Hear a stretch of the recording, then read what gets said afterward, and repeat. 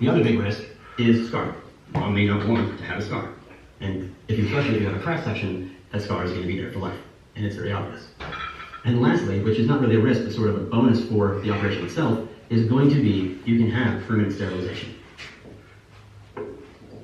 with bilateral tubal ligation. Because mom is already open, while they take the baby out and hand it off to the pediatrician, the surgeon can get back in there and tie off the tubes. But I do want to spend some time on vaginal birth after cesarean, because it's going to come up on the wards for sure. Mom comes in. She has had a C-section prior. Now she's pregnant again. The question is, what do you do? Well, the problem with having a C-section is scar. And scar is the weakest point on the uterus.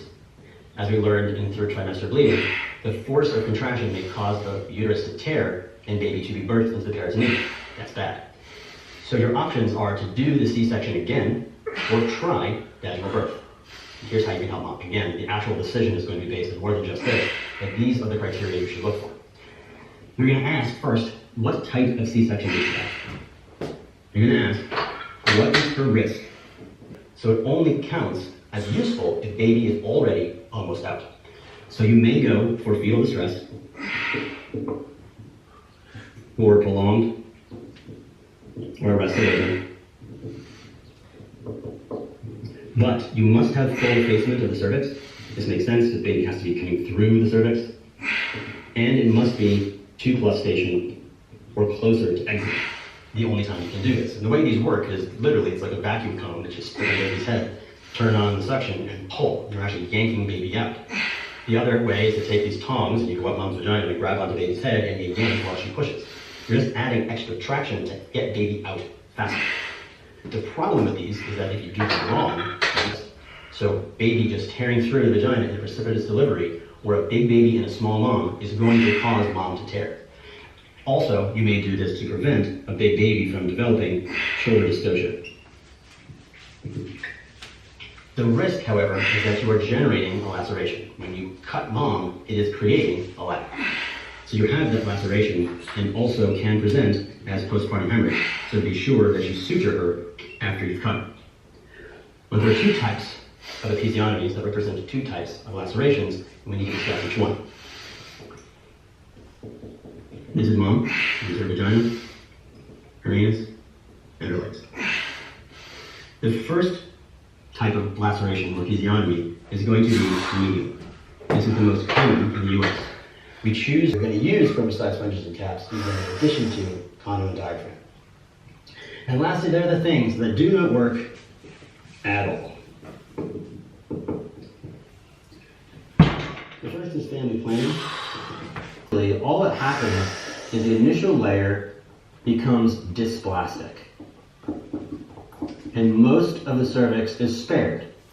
This is CIN1, also known as L-sil. Eventually, though, the cancer is going to grow. And you're going to get more of the layer infected until eventually the entire cervix is filled with cancer. This is carcinoma in situ. Anything greater than CIN1 is considered H-cell. Until you get into the actual malignancy, then it becomes cancer. And once the cancer leaves the epithelial layer, there's obviously something wrong, and you should reflex to a colposcopy. And on that colposcopy, you're either going to see something positive on the ectocervix or positive on the endocervix. You'll do an ectocervical inspection and biopsy and an endocervical ultrasound. You have to go into the area you can't see and grab a biopsy, usually using a cider brush. If the person is endobiopsy positive, it doesn't matter if they're plus minus ecto, if they're positive endo, they need a cone biopsy. If it's positive ecto and nothing on endo, those are lesions you can see on the exam. You've got ecto, and you can do local ablation. And local ablation But if you are 2B or worse, you generally have to do debulking and get chemo and radiation. And this is usually a platinum-based therapy. And finally, prophylaxis. We have a vaccine against HPV. Vaccine against HPV, we can significantly reduce the amount of cervical cancer we see. Gardasil protects against HPV and is definitely recommended for girls 11 to 26, boys 11 to 21. You can extend this to 9 years old, as young as 9, and boys can go as late as 26, but the CDC recommends now 11 to 26 girls, 11 to 21 boys.